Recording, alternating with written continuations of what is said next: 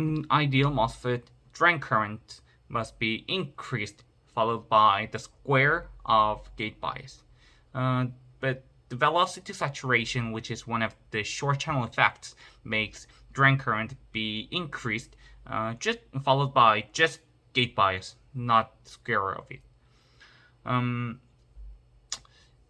It means that we'll make loss with the current, so we must solve this problem. Then, how could we overcome these issues? The boosting carriers. Carrier velocity determined by the EK diagram's curvature.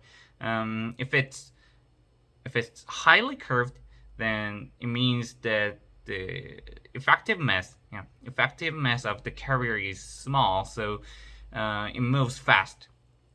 Oppositely, if it's low curved, it means that it has big effective mass, so it moves slowly. In summary, we should keep carriers located on highly curved diagram to boost the carriers. To do so, we need strain engineering.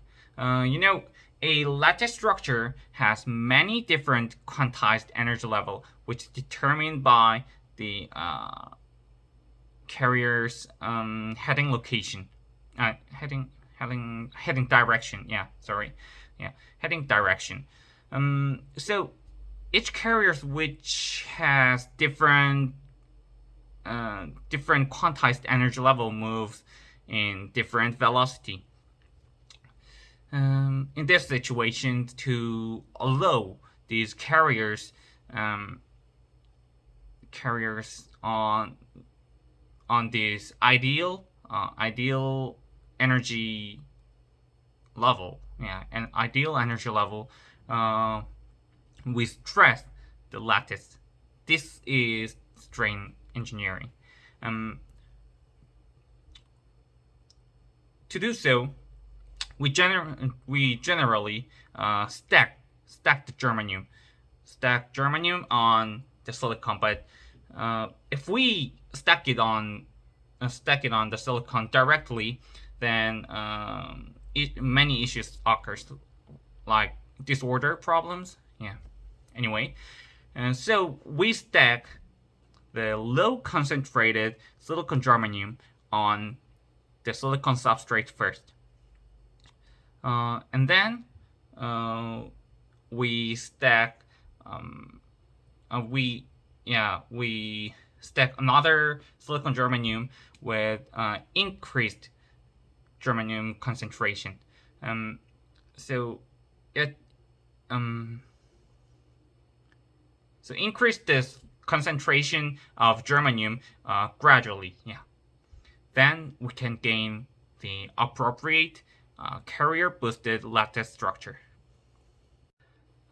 We separate this engineering technique by the range of application.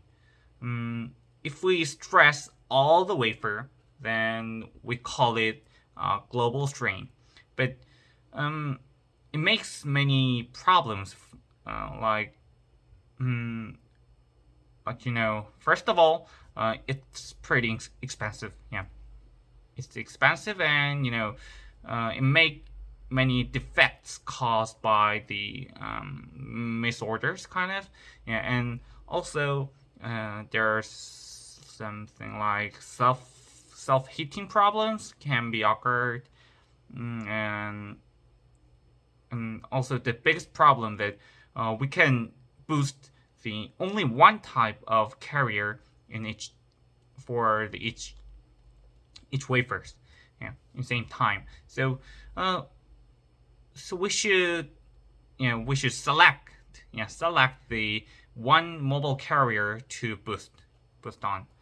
But contrastively, if we stress the wafer locally, we call this if we stress the wafer locally, we call this technique a local strain. Actually, nowadays we use this local strain engineering more than the global strain engineering because it makes up for the global strain engineering's demerits. It's pretty much cheaper, and we can boost the electrons and holes in the same time. And yeah, yeah, more on yeah. Anyway, and okay, anyway, yeah, there are two ways to implement this technique. First is using the different materials like silicon germanium or silicon carbonate on the source and drain part. It's just using the materials which has different lattice constances. Or another way, cover the structure with sizzles. Then we can stress the structure.